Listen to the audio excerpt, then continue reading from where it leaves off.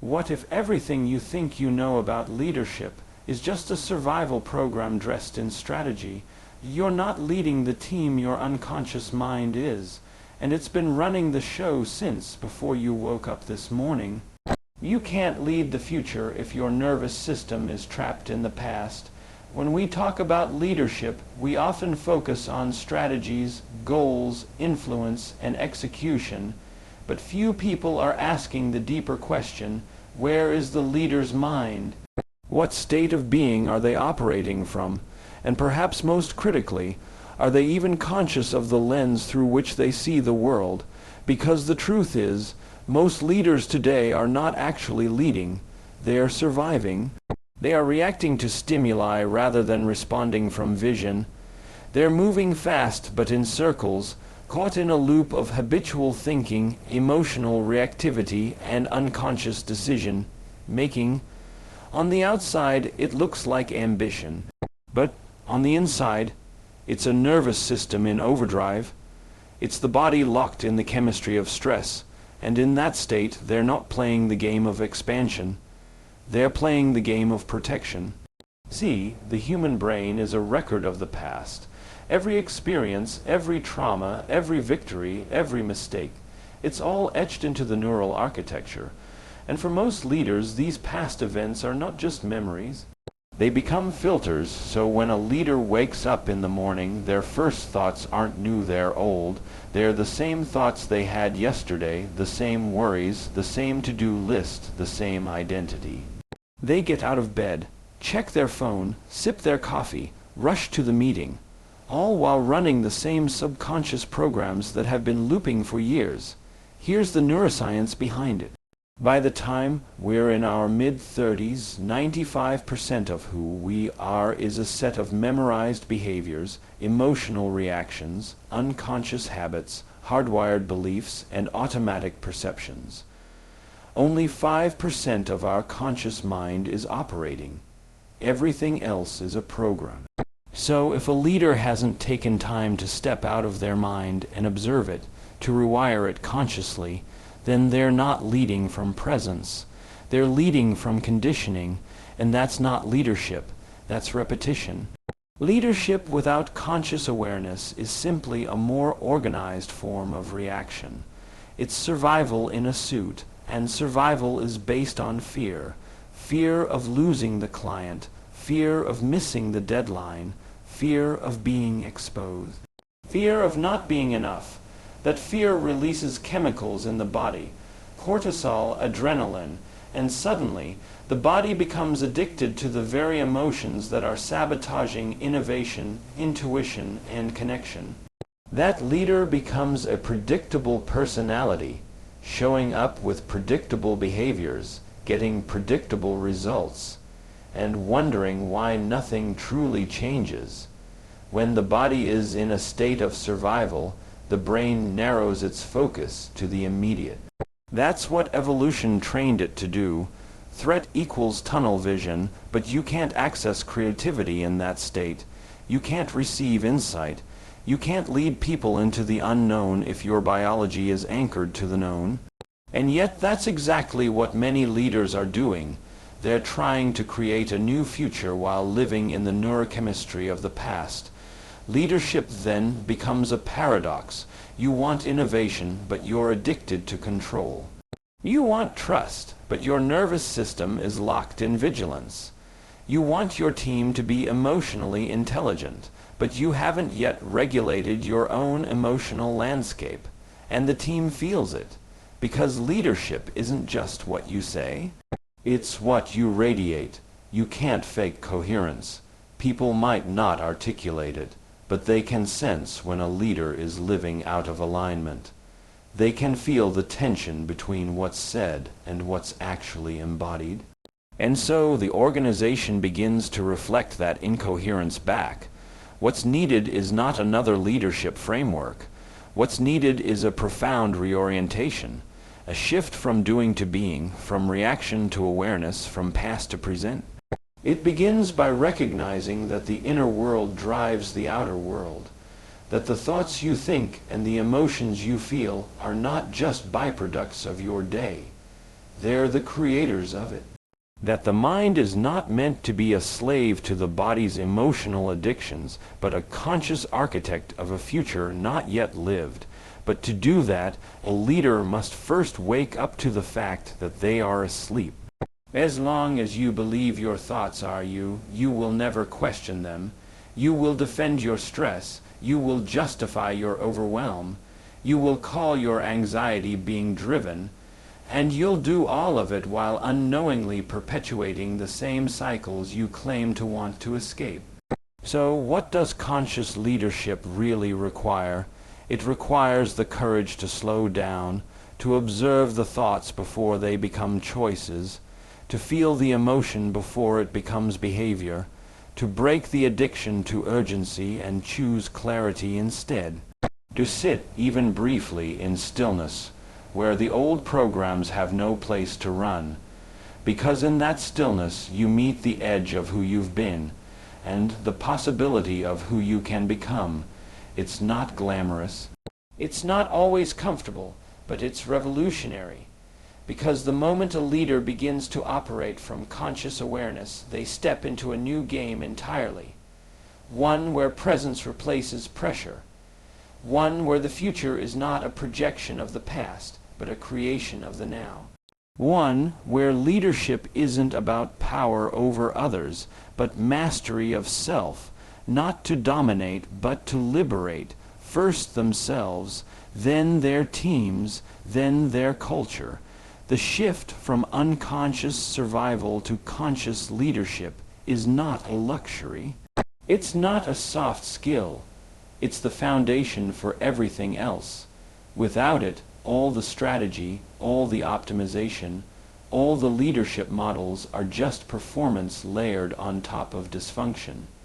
You can't build coherence on a foundation of chaos. You can't innovate from a nervous system in distress. You can't lead others to expansion if you yourself are contracted. Leadership without conscious awareness is survival, and survival is the opposite of creation. Control is often mistaken for power. Authority is confused with presence. Influence is confused with force. Many leaders have climbed their way to the top through discipline, structure, drive, all of which are necessary. But along the way, they've built a silent agreement with control. They've been conditioned to believe that to lead is to direct, to manage, to command outcomes into alignment with expectation. But here's the illusion. Control is always an attempt to manage the external when the internal feels unstable.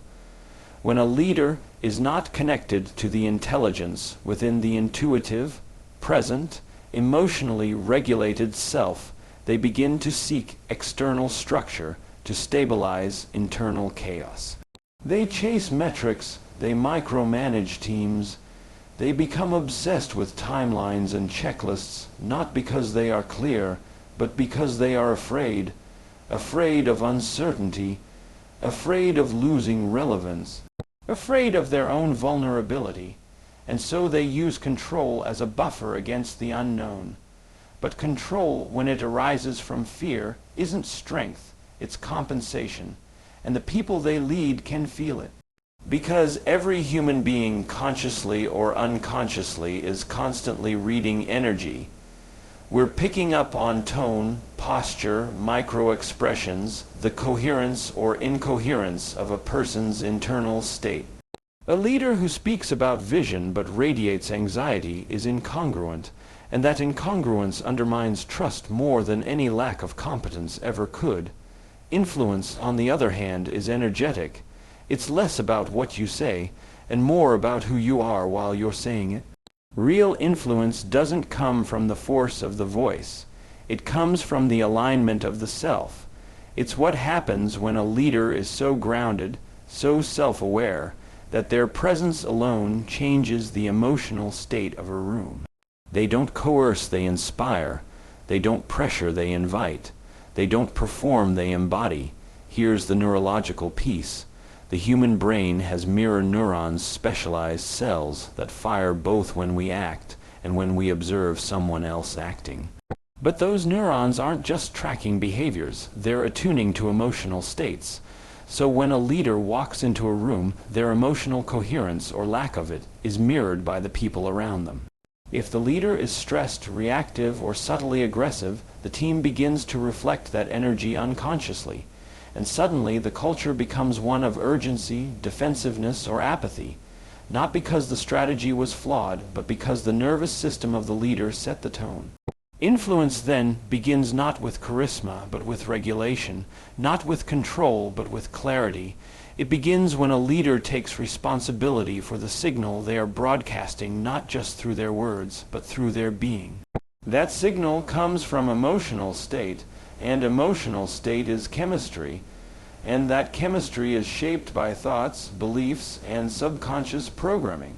So if a leader is caught in old stories of lack, stories of not enough, stories inherited from childhood or past failures, then those stories become the frequency they lead from, even if they say all the right things. Control says, I need to make sure no one fails because I won't survive the fallout.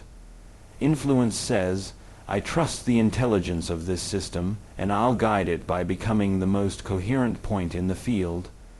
Control says, we need results no matter the cost. Influence says, results flow when we're in alignment. Let's return to alignment first. The difference isn't in language, it's in energy. It's in the place the leadership is coming from, and that place is always internal.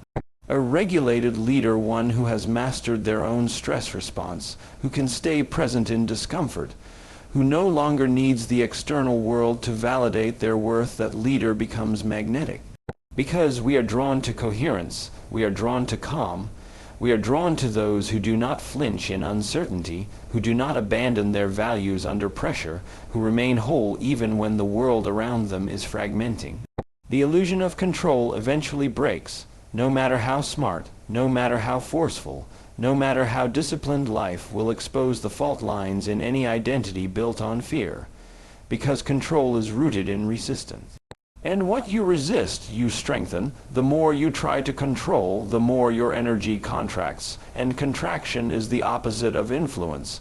Influence is expansive. It creates space. It breathes. It listens. It receives. And because of that, it naturally shapes the field around it. When leaders stop trying to control outcomes and instead begin mastering the inner environment, their thoughts, their emotional patterns, their unconscious triggers, they become congruent. And that congruence is what people trust. Not perfection, not answers, congruence, the sense that this person knows who they are and is not afraid to be seen, that this person is living what they ask others to live, that they do not just speak values, they embody them at a cellular level. The shift from control to influence is not tactical, it's transformational. It requires a leader to deconstruct their addiction to certainty.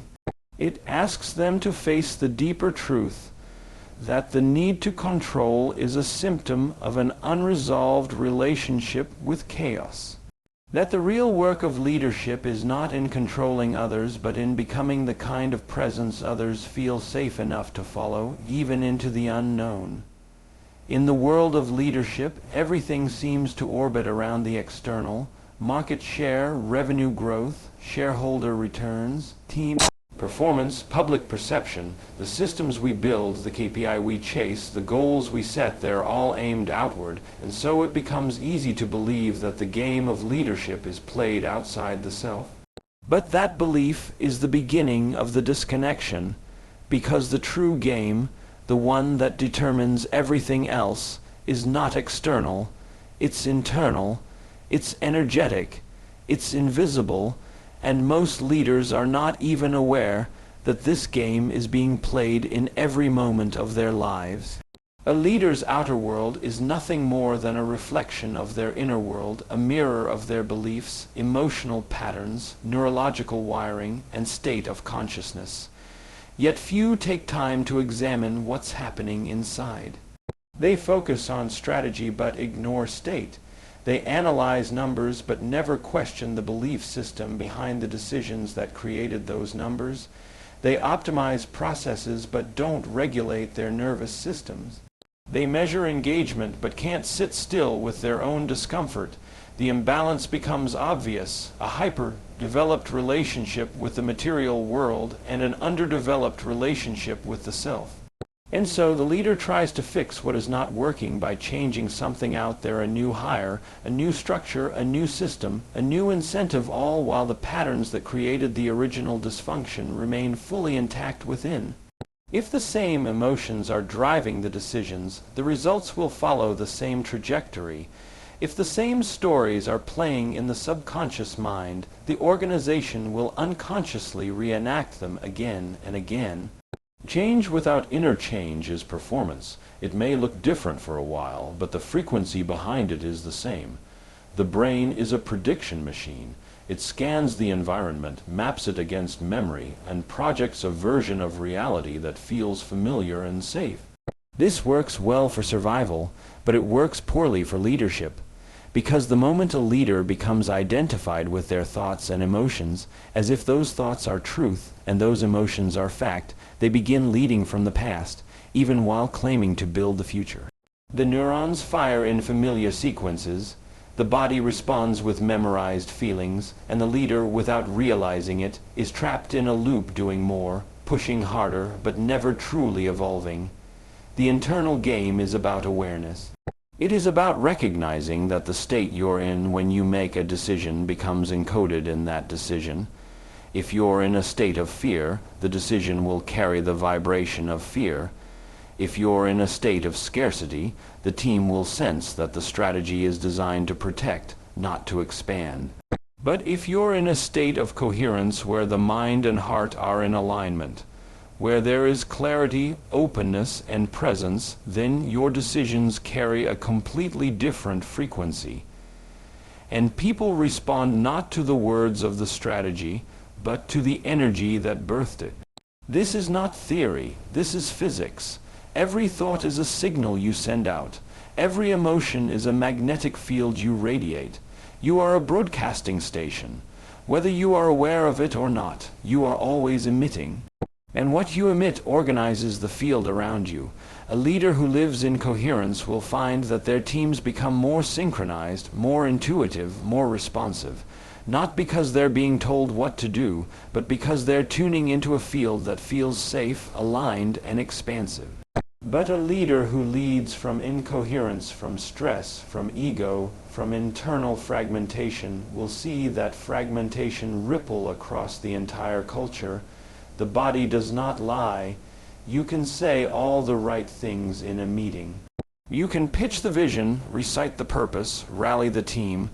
But if your body is tight, your breathing is shallow, your mind is racing, your energy is fragmented, then the message does not land. Influence doesn't happen at the level of intellect. It happens at the level of coherence. It happens when a leader has learned to self-regulate, when they've trained themselves to return to presence regardless of what's happening around them. That's when trust is felt. That's when transmission begins. Most leaders don't understand that the inner state is not just a personal matter, it's a leadership tool. A calm nervous system is a strategic advantage. An open heart is a cultural intervention. A clear mind is a competitive edge. When a leader learns how to shift their internal state, they are no longer reacting to the environment, they are shaping it. They are not being driven by unconscious patterns, they are becoming conscious creators.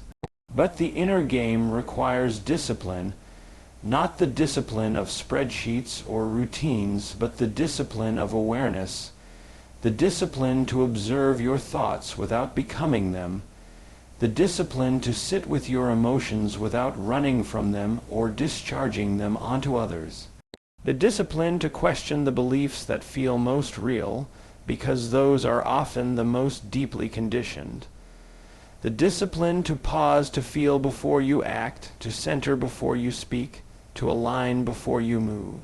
And that pause is where leadership begins, not in the action, but in the space before the action. not in the doing but in the being.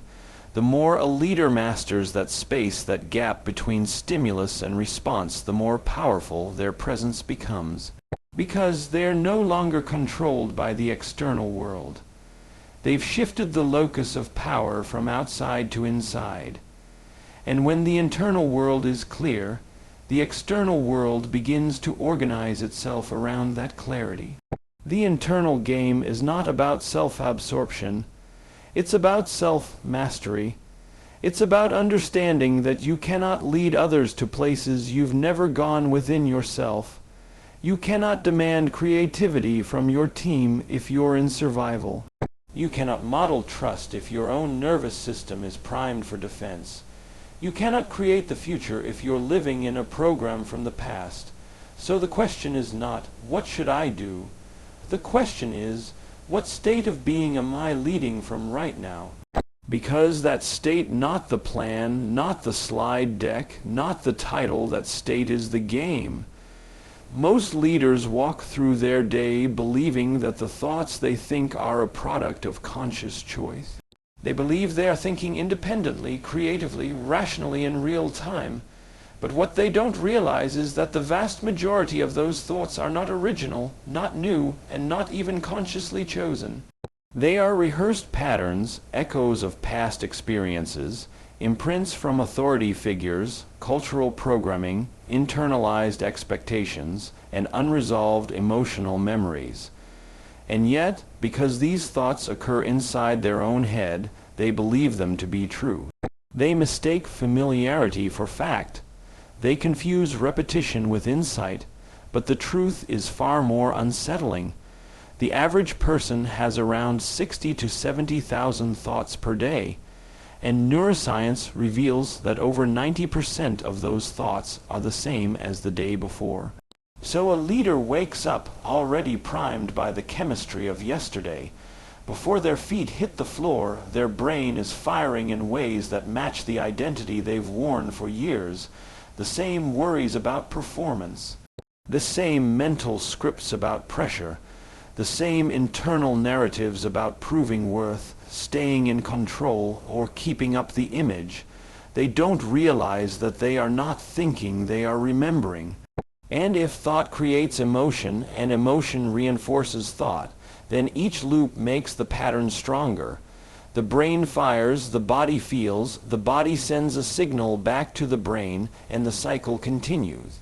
Over time, that cycle becomes the self, the identity.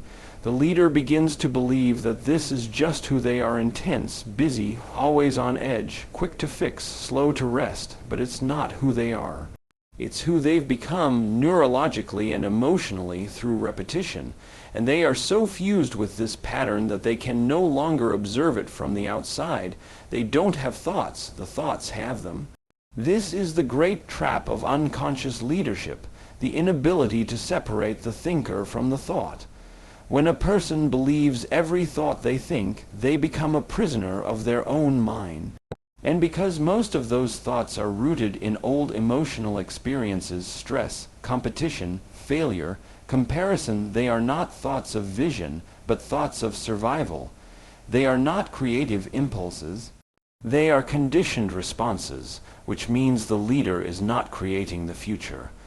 They are recycling the past, and yet they continue to build. They make decisions, run teams, develop strategies, all from within a mental model that was downloaded from years ago. Maybe it was a parent's voice telling them to always stay ahead. Maybe it was a former boss who equated worth with productivity. Maybe it was a school system that rewarded compliance over curiosity. Whatever it was, it shaped the internal landscape. And now that programming is running the show, quietly, automatically, invisibly, the subconscious mind is 1,000,000 times more powerful than the conscious mind in terms of processing speed and capacity. So if a leader is not actively interrupting their inner dialogue, not watching their internal language, not questioning their assumptions, then the subconscious is driving the day, and that's not leadership. That's automation. That's a sophisticated form of sleepwalking dressed up in strategy and status. But here's where it gets more nuanced. The thoughts a leader repeats are not just mental habits. They are electromagnetic signals. Each thought carries a frequency, each belief emits a vibration, and so when a leader is locked in cycles of worry, judgment, comparison, or control, they are radiating that into the field, and that field, which we like to call company culture, becomes a reflection of the leader's inner state. The team begins to think the same way, speak the same way, feel the same pressure, mirror the same urgency, not because it was mandated, but because it was modeled. Coherence or incoherence starts at the top and flows downward. The only way to break free from this unconscious architecture is through awareness. Awareness is the first act of liberation. When a leader becomes still enough to observe their own thoughts without reacting, without identifying, just observing, they begin to loosen the grip of the program. They create space between stimulus and response, and in that space there is choice. In that space, a new self can emerge, one that is not addicted to urgency, one that is not bound to fear, one that does not lead from compulsion, but from presence. But accessing that space requires practice. It requires stepping out of the mind long enough to see it. It requires the courage to question even the most sacred internal beliefs. Is that thought actually true? Or is it just old? Is this fear real? Or is it just familiar? Is this urgency necessary? Or is it just part of the pattern I've been living for years? These are not surface-level questions. They are doorways. Each question cracks open the structure of the old identity and makes room for something new to arrive. The leader who does not examine their thinking will continue to lead from unconscious bias. They will trust thoughts that are fear-based. They will act on impulses that come from emotional residue, not from clarity. They will respond to situations with outdated frameworks, unable to see that the world around them has changed, but their mind has not. And so they try harder, push faster, demand more, all while remaining stuck in the same mental scaffolding that no longer serves them or their vision. To think new thoughts, a leader must feel new emotions. To feel new emotions, they must step into unfamiliar states of being. And to do that, they must surrender the known not just externally, but internally. They must be willing to leave behind the inner narrative that gave them a sense of control, identity, or superiority. That's not easy, but it is necessary, because the true mark of an evolved leader is not how much they know, it's how willing they are to unlearn. There is a moment in every leader's journey when what once worked stops working. The strategies that used to deliver results begin to feel mechanical. The motivation that once burned bright fades into obligation. The confidence becomes brittle. And in that quiet space behind the performance, behind the metrics and the deadlines, there is often a subtle knowing, not loud, but unmistakable, that something deeper must shift. This is the threshold where true transformation begins, and it almost always lies just beyond the borders of what feels familiar. Familiarity is comforting because it is predictable. The brain loves the predictable. It thrives on patterns. Familiarity signals safety to the nervous system, and so even when the familiar is painful, even when it's limiting, most people will cling to it, because at least they know how to survive within it. But transformation requires letting go of the known. It asks the leader to step into the unknown, not just intellectually, but emotionally, chemically, biologically. And that's where most stop, not because they don't want to grow, but because they're still neurologically wired for who they used to be. The human brain is plastic not in the physical sense, but in its capacity to change. Neuroplasticity means we can rewire our thought patterns, recondition our emotional responses, and restructure our inner world. But neuroplasticity is not triggered by routine. It's triggered by challenge, by discomfort, by experiences that pull us out of the old and into the uncertain. It's in those moments of unfamiliarity that the brain has to work differently, fire new sequences, and break out of automated behavior. And yet, most leaders, without even realizing it, structure their days to avoid this kind of internal disruption. They wake up and check the same notifications, think the same thoughts, sit in the same meetings, feel the same urgency, say the same phrases, and through this repetition, they reinforce the exact identity they claim they're trying to evolve. This is not conscious sabotage. It's just what the brain does when left unchecked. It prefers efficiency over novelty. It automates as much as it can. So unless the leader is actively interrupting the pattern, they're living on autopilot and no transformation can happen there. To evolve, the leader must be willing to feel unfamiliar. They must be willing to wake up and not know exactly who they are for a little while, to enter a space where the old reactions are suspended, but the new responses haven't yet taken root. This is the void, the liminal space between identities. It is uncomfortable, often disorienting, but it is sacred, because it is in that very space when the old mind is no longer in control that the new mind can begin to form. But this isn't just about thinking new thoughts. It's about embodying a new state of being, because thought without emotion changes nothing. A leader can visualize success all day long, but if their body is still addicted to the chemistry of stress, they will unconsciously recreate the very tension they're trying to escape. The body is the subconscious mind. It remembers. It holds on to emotions like resentment, fear, guilt, or frustration, and it plays them back like a soundtrack beneath every interaction. So even as the leader tries to move forward, their emotional body keeps pulling them back into the familiar, back into the known, back into the identity they've rehearsed for years. That's why transformation isn't just a mindset shift. It's a full system recalibration. The leader must teach their body what it feels like to live in a new state not once, but over and over again until it becomes familiar. Only then does the unfamiliar become the new baseline. Only then does transformation become sustainable. The paradox is that the leader must walk toward the very edge they've been avoiding. They must turn toward discomfort, not to suffer, but to integrate. They must invite challenge, not to prove strength, but to generate awareness, because the discomfort is not the enemy. It is the signal that the old structure is breaking.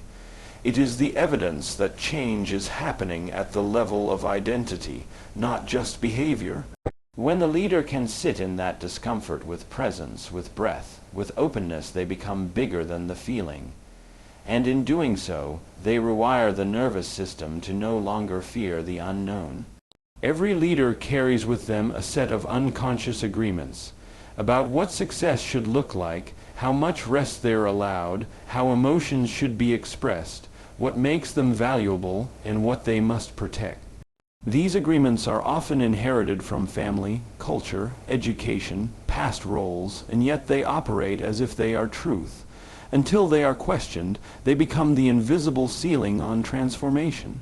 They define the boundary of what feels safe, and anything beyond that boundary, no matter how freeing, feels threatening. But what if those boundaries are artificial?